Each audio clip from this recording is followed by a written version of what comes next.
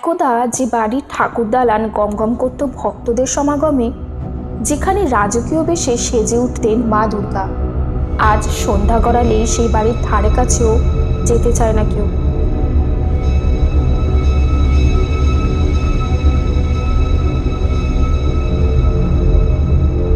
হ্যাঁ, আমরা কথা বলছি বারুইপুরের চৌধুরী রাজবাড়ি দুর্গা দালানের। আজ থেকে প্রায় 350 বছর আগে প্রতিষ্ঠিত হওয়া এই দুর্গা দালান বহন করে চলেছে বহু ইতিহাস, বহু রহস্য।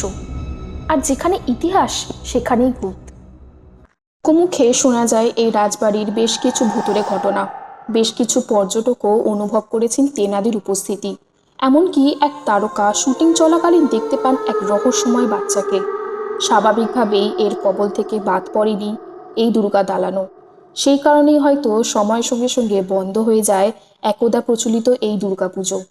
বলা হয় রাজবল্লভ চৌধুরী নবাবের যুগে ও ব্রিটিশ আমলের সুন্দরবন পর্যন্ত কিছু জমিদারি ও ভূসম্পদ লাভ করেছিলেন, যা পরে রাজবাড়ি এবং পরিবারের বৃদ্ধিতে কাজে আসে। থেকে 350 বছর আগে পশ্চিমবঙ্গের দক্ষিণ 24 পরগনার বারুইপুর এলাকায় রাজা রাজবল্লভ চৌধুরী নির্মাণ করেন এই রাজবাড়ি এবং এই দুর্গা দালান। ওনার আমল থেকেই শুরু হয় এই বাড়িতে দুর্গাপুজোর প্রচলন। বলা হয় রাজবল্লভ চৌধুরী নবাবের যুগে ও ব্রিটিশ আমলের সুন্দরবন পর্যন্ত কিছু জমিদারি ও ভূসম্পদ লাভ করেছিলেন, যা পরে রাজবাড়ি এবং পরিবারের বৃদ্ধিতে কাজে আসে। বর্তমানে এই দুর্গা দালানের অবস্থা শোচনীয়। যত্নের অভাবে সময়ের সঙ্গে সঙ্গে এই দুর্গা দালানও হয়ে উঠেছে এক জরাজীর্ণ পরিত্যক্ত বাড়ির অংশবিশেষ।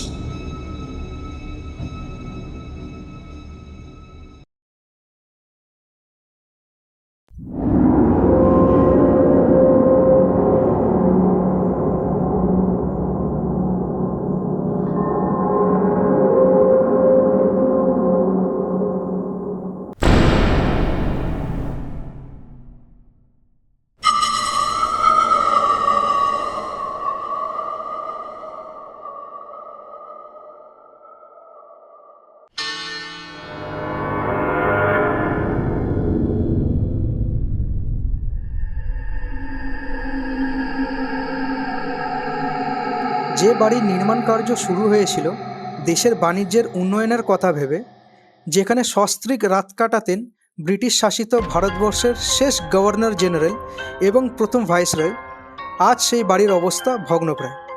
এবং সেই সঙ্গেই গড়ে উঠেছে এই বাড়ি সম্পর্কিত বেশ কিছু ভুতুড়ে কাহিনী। পশ্চিমবঙ্গের দক্ষিণ 24 পরগনা জেলার অন্তর্গত ক্যানিং শহরে অবস্থিত লর্ড ক্যানিং হাউসের ব্রিটিশ আমলে মাতলা নদীর তীরে নির্মাণ করা হয় এই দ্বিতল অট্টালিকাটি। বাড়িটি তৈরির উদ্দেশ্য ছিল এই মাতলা নদীতে বন্দর তৈরির লক্ষ্যে, কিন্তু পরবর্তীকালে মাতলা নদীর নাব্যতা হারানোয় ক্যানিং বন্দর প্রকল্পটি পরিত্যক্ত হয়। তবে থেকে যায় এই অট্টালিকা।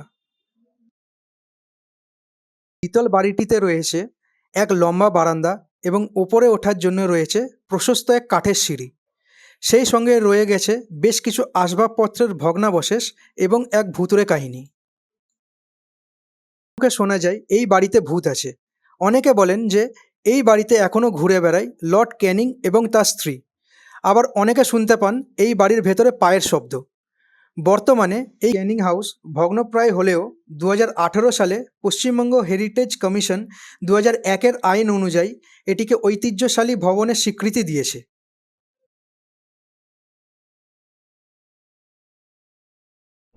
এক রাজবাড়ি যেখানে ভারতের বিভিন্ন জায়গা থেকে নিজেদের নৃত্য প্রদর্শন করতে আসতো নর্তকীরা।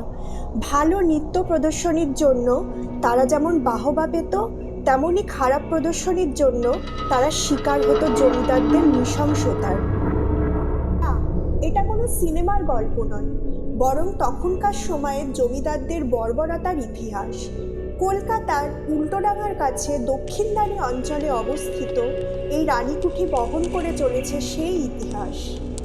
বলা হয় এই বাড়িতে বন্ধ করে রাখা হতো সেই সমস্ত নর্তকীদের।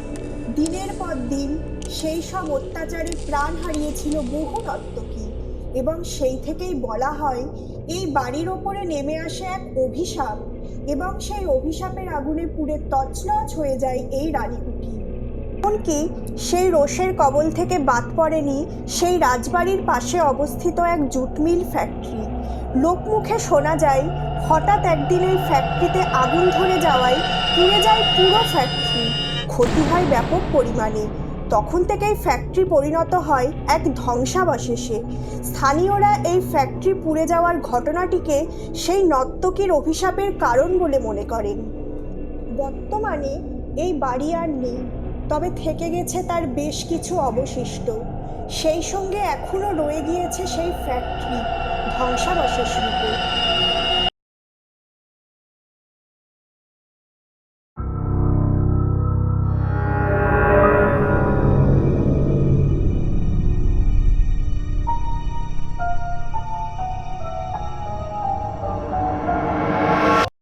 লোকমুখে শোনা যায় যে 1756 সালে ফোর্ট উইলিয়াম আক্রমণের সময় এই রাজবাড়িতে আশ্রয় নিয়েছিলেন নবাব সিরাজদৌল্লা।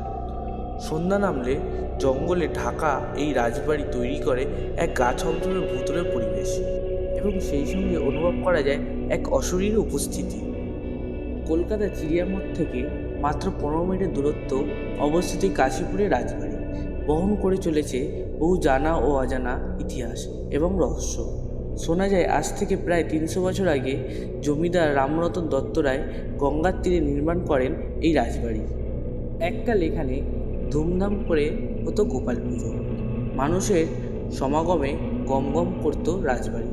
এখনও নিয়ম মেনে চলে সেই পুজো, কিন্তু সময়ের সঙ্গে যত্নের অভাবে এই বাড়ি হয়ে ওঠে এক ধ্বংসাবশেষ।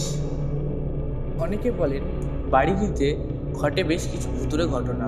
বেশ কিছু পর্যটকও অনুভব করেছেন এক অশরীরী উপস্থিতি। এমনকি বাড়ির দোতলায় দেখতে পেয়েছেন এক ছায়ামূর্তি। বর্তমানে এই রাজবাড়ির অবস্থা শোচনীয়। সংরক্ষণ অভাবে বিভিন্ন আগাছা জন্ম বাড়িটিতে পরিণত হয়ে গেছে এক ভগ্নপ্রায় বাড়িতে।